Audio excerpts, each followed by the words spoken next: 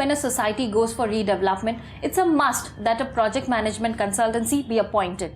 I know y'all might not be aware about the project management consultancy. To help you understand the same, we have with me Mr. Suresh Sahu, who's the Managing Director of Supreme Engicons. The company has more than 250 projects in their kitty when it comes to redevelopment. Let us first welcome a very special guest for the day. Hello and welcome to the show, sir. First of all, I would like you to update our viewers about what exactly is a project management consultancy. See, the project management consultancy is a professional body.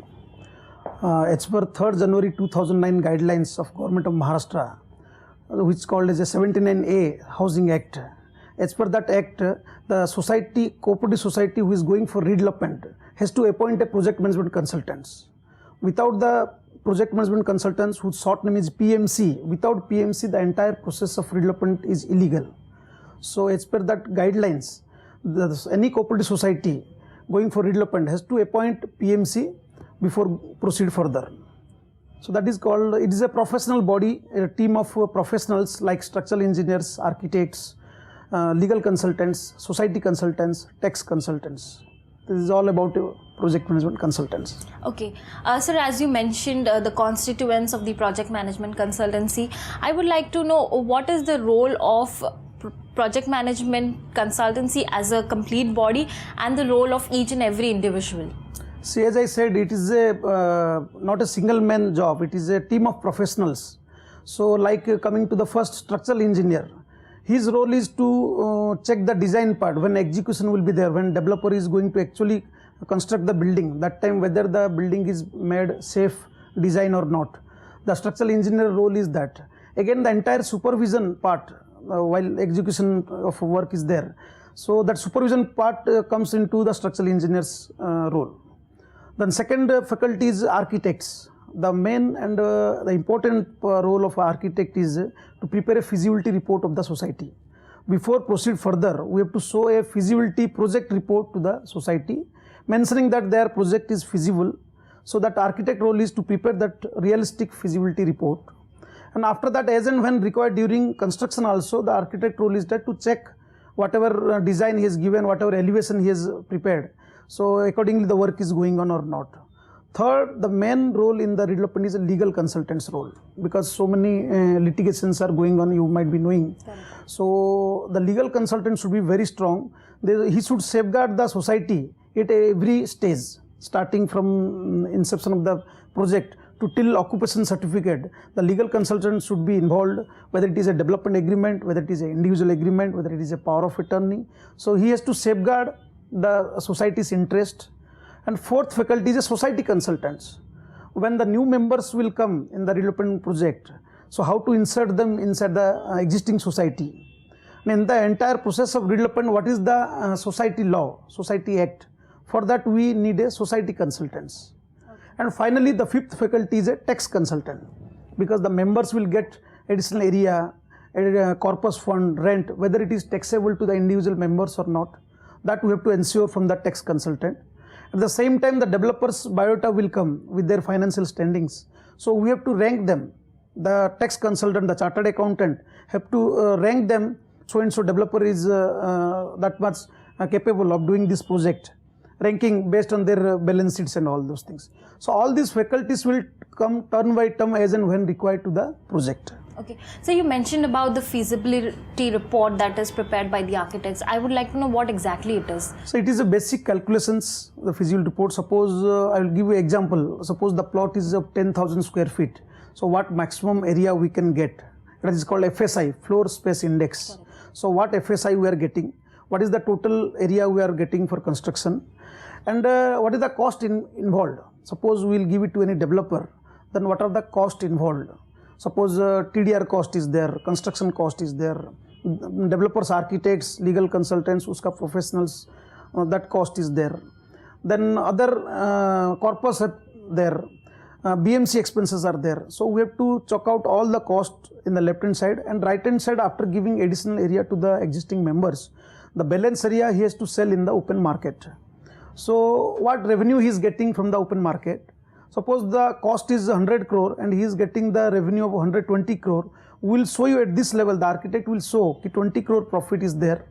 So that is how the realistic figure should come in the feasibility report. The member should know what is the actual expenses involved in this, and what developer is getting and what members are getting. So now I would like to know about corpus fund. What is the criteria for the corpus fund? See, corpus fund is a amount given to individual members. The developer has to give directly to the individual members, because as a society cannot receive corpus fund from the developer. So developer has to give in the individual names this corpus amount. Talks and discussions on the redevelopment scenario is yet to continue further, but that will happen only after a short break. So go back and come again really soon. We would like to know what exactly is corpus fund first of all, and then what is the criteria that is to be followed. See, apart from additional area given to the members and rent, there is one factor is corpus fund, and this plays a very vital role in the entire redevelopment process. And this corpus fund is a lump sum amount which developer gives to the individual members.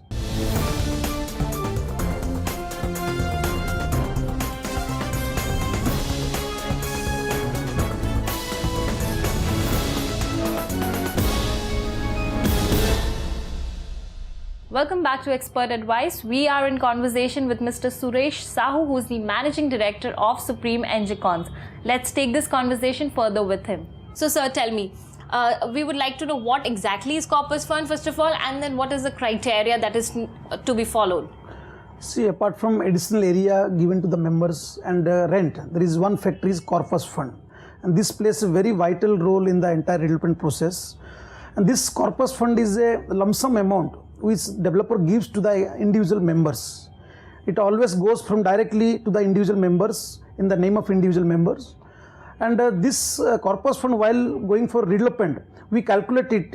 How should be the corpus fund divided into parts? Corpus fund plays a vital role in the entire redevelopment process. So as a PMC, we calculate the corpus fund first and inform to the members what should be the corpus fund. Generally, this corpus fund is meant for the increased maintenance in the when the members will go for the new building. That time the assessment tax, the municipal tax, other maintenance increases. So to compensate that increase in rent or maintenance part, we take this corpus fund from the developer. So the developer gives directly to the individual members to this corpus fund. So this corpus fund divides into three parts. So once the member enter into a development agreement, that time one part developer gives the corpus fund. Second, when they vacate the building, one more installment they get. When they come to the new buildings, final amount they get as a corpus fund. But generally we have seen as a project management consultant, the members get the corpus fund, they utilize by in other ways. Corpus funds which the members get from the developer is all tax free. And this is considered as a hardship compensation. So as for hardship compensation, it is not taxable. So whatever amount they get, any amount is not taxable, and no separate taxes to be paid by the individual members. So this is all about the corpus fund, which in the redevelopment process plays a very vital role. So as a project management consultants, we calculate this, what should be the corpus fund, that we inform to the developer we require this much corpus fund. Accordingly, the developer gives the other benefits like additional areas and rent and other benefits he calculates. Sometimes we freeze this corpus fund, we require this lump sum amount. So this is all about corpus fund. So since we are talking about corpus fund, one thing that has come to my mind is, every area has different rate. Suppose in case of Bandra, the rate might be different. In case of an area like Dahisar, it might be different. For Andheri or Jogeshwari, it is different. Or even for the central suburbs like Ghatkopar or Thane, it's different. So in such a scenario, how corpus fund is calculated? Tell us about it. See, you're correct. The corpus fund varies from place to place because of the ready reckoner rate, because of the market value. Like we are working in Dahisar, the corpus fund is different, and we are working in very post area of Bandra or some good locations, the corpus fund is different. It all depends on the feasibility of that plot. What feasibility of that plot calculates that tends to the corpus fund. Like Dahisar ranges from 500 to 1000 rupees per square feet of the carpet area, where the Bandra or any other good locations, the rates are high. So the ready reckoning rates are high, the sellable rates are high. That's why the corpus fund also accordingly the members gets. Means some projects we are working, even the members are getting 10,000 rupees per square feet of carpet area, which is a very huge amount, more than crores they are getting as a corpus fund. So definitely it depends on the feasibility of that plot and the location. The higher the ready reckoning rate, higher the market value, the higher the corpus fund. And secondly, as I said, how to calculate this, as I already said, all depends on their market value and the municipal taxes. We calculate, suppose the municipal taxes or the maintenance comes 8 to 10 rupees per square feet, then divide into multiply into their carpet area, and into 10 years. We see that at least for the 10 years the members should get the corpus fund fixed, so that they should not be paid separately to this maintenance part. This corpus fund varies from place to place, as I said.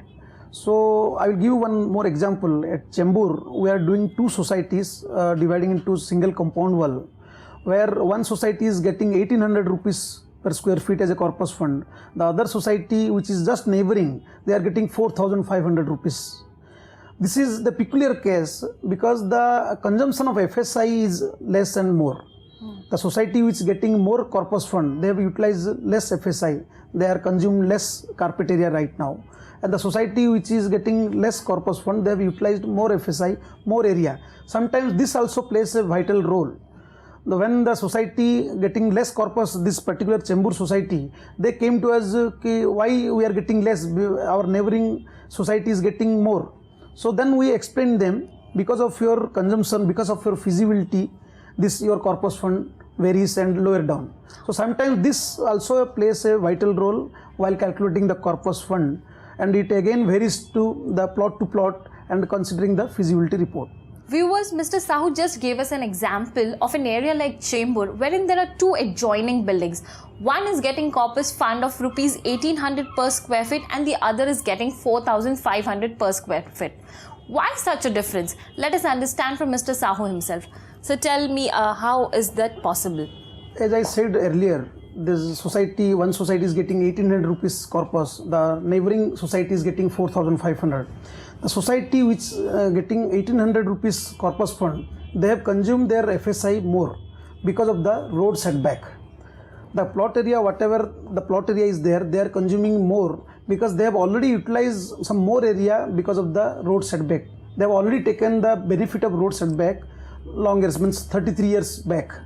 So that's why they are consuming more FSI. That's why their consumption is more, their feasibility is less. The developer getting less area of sellable part. That's why he is giving less corpus fund.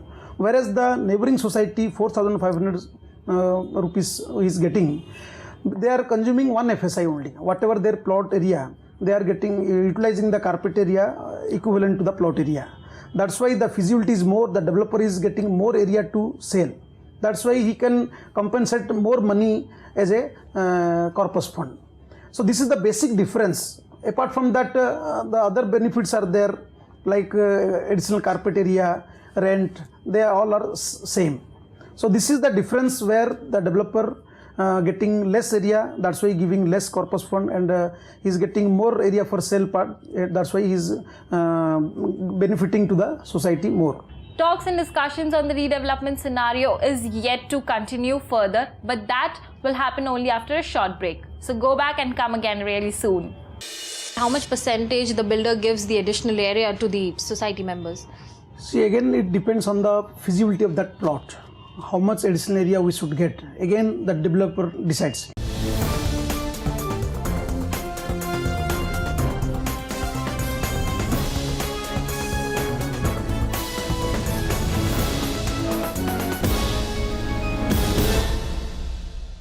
Welcome back to Expert Advice. We are in conversation with Mr. Suresh Sahu, who is the Managing Director of Supreme Engicons. Let's take this conversation further with him. So tell me, by how much percentage the builder gives the additional area to the society members? See, again it depends on the feasibility of that plot. How much additional area we should get. Again the developer decides. Before that, we as a PMC, we educate to the society by giving a feasibility report. what maximum additional area they should get. Considering their utilization of FSI, considering the potential of the plot, location, market rate, all those things, considering everything, we give a feasibility report to the society mentioning the probable additional area they should get. What additional area they should demand to the developer, that we upfront give before the developer comes into picture. Then we float the tender through public newspaper. Then developers quote for the project. Then they give different additional areas. Then we have to negotiate with the developer. Ultimately, we get the best offer of maximum additional area. See, calculation of additional area again is very simple. It is very open nowadays, considering the present norms of MCGM. Whatever FSI is available, based on that the developer calculates the additional area. Again, it depends on the sellable area, where the location, whether it is a Dahisar, Andheri or Bandra. So depending on the sellable area, market rate, this additional area differs. Like a thumb rule, I will tell, the Dahisar area we are getting 35% additional carpet area, 40% additional carpet area, whereas in Bandra we get up to 50% also, and even more than 50% additional carpet area. So all this depends on the location and the feasibility of that particular plot. One more aspect of this additional area I wanted to tell you. Considering the FSI, where it is different from different area, like suburban area the FSI is different, and the island city, South Bombay, the FSI is different. Considering the FSI norms, and this area also varies from place to place. Like in South Bombay, island city, where the saced area and non-saced area are there. For saced area we get FSI of 3. So there the area calculation is different. So the members can get more additional area compared to other places. Same thing when come to the suburb, where the FSI is 2.7. One FSI and one TDR, total is 2. On that 35% fungible area we get. As per 6th January 2012 guidelines of MCGM, 35% additional fungible area we get on 2. So on 2, this 35% if we add, the total 2.7. More elaborately on this FSI norms, I will tell you, this 35% fungible area is free for existing members, and the balance 35% for sale part, developer has to buy from the MCGM with certain rates. So that's how it works as a FSI norms, and suburb area 2.7 and South Bombay up to 3, and if you go to cluster development or SRA, the FSI go up to 4. So that's how it works. The additional carpet area varies from place to place, considering their location, market rate, ready reckoner rate, and the sellable area. Sir, you had earlier mentioned about society consultants. Now I would like to know who are actually society consultants and why are they actually required in a PMC team? See, as I said, out of 5 faculties in the PMC team, one is a society consultant. His role is to safeguard the society's interest, starting from the feasibility report to the occupation certificate till the members come to their new building. As far as the society consultant is concerned, he should be a thorough knowledge in the society bylaws. Like in our team, there is a society consultant who has served the society federation. Housing Federation is there. So he has written the 2001 Society Act. So he knows all subject of the society laws, bylaws. Like one example, again I want to give you. During process of redevelopment, membership is also an important factor. Those who are bona fide members are there. Sometimes bona fide members are not available. So then they have to make associate members. So all this membership integrity that society consultant has to take care. At the same time, when the new building construct, when apart from the existing members, some new members insert inside the society. So insertion of the new members. So what is the law? What is the transfer amount? For all those things, we require a society consultant who should know the Society Act. This is only applicable to the, I think, Maharashtra. In Maharashtra or Bombay, more precise to Bombay area, where the cooperative housing society, it works through a federation, housing federation. So he should know the proper law of this federation or housing act, so that he can guide the society from starting to end, so that we should not violate any society norms. That's how the society consultant is required, and even I say it is must in a PMC team. One question that was always on my mind. Let me ask you, who actually hires a project management consultancy? I don't know. There might be people like me who are not aware about it. So please tell me. See, as per 3rd January 2009, Government of Maharashtra's 79A Act, according to that, society has to appoint PMC or architect for the redevelopment of their society. So actually it is appointed by the society only. However, as far as fees is concerned, that the entire cost or the fees borne by the developer. The developer pays the entire PMC fees to the society, and so in turn society give it to the PMC. So directly a developer pays the money, but the appointment of PMC is through society only. Okay, that is a very valid point I think you have mentioned. And viewers who are watching this show, let me make it clear to you that society actually hires the project management consultancy. Okay, so moving further about when we are talking about project management consultancy, so what is the importance, why we actually need a project management consultancy for any redevelopment project? See, in our language we say PMC is the main driver of the vehicle, who takes you from the starting, when you think of the redevelopment, from there to till end completion of the project. He is the person who drives the entire process of redevelopment. So his role is very important, and the main importance of the PMC is to safeguard the society interest. You might be knowing from last 5 to 10 years, so many buildings are stuck up in different level because of some mischievous activity of the developer. I don't want to name the developers, but there are some good developers and bad developers are there. There are some different reasons from society, and also sometimes the building got stuck up. So by seeing all this, government on 3rd January, again I'm mentioning that date, because that date is very important, because that day the government of Maharashtra has given guidelines or modification or some amendment is given in the Housing Act for any redevelopment. Now this is the guidelines. Before that there was no guidelines. So after that the things has changed, and society or developers got some guidelines. Then that things have little bit changed, and now it is very improved, because society have their own professionals as far as legal is concerned, architecture is concerned, which was not there before this 2009. So the PMC role is very important as a professional body. So they see that the society's interest and safeguard the society from till end up to the occupation certificate of the building. Correct, sir. And I think it's a very amazing task that you have taken up, and we really congratulate you for the success that you have had all these years, and all the best for the future ahead. I hope, whenever it comes to Mumbai's redevelopment project management consultancy, Supreme Engicons is the name to be reckoned with. Thank you very much. We are really grateful to you for giving us so much insightful information about PMC, and my audience who were not aware about it, you have made them aware. So thank you so much once again. Thank you very much. So this was Mr. Suresh Sahu, who gave us so much insightful information about the redevelopment scenario in Mumbai, as well as he updated us about what project management consultancy is, what role it has, and its importance. So if your society is going for redevelopment, one thing is for sure: PMC is compulsory as per the government regulations and norms. To know more on real estate, stay tuned to Spin TV. Goodbye and take care.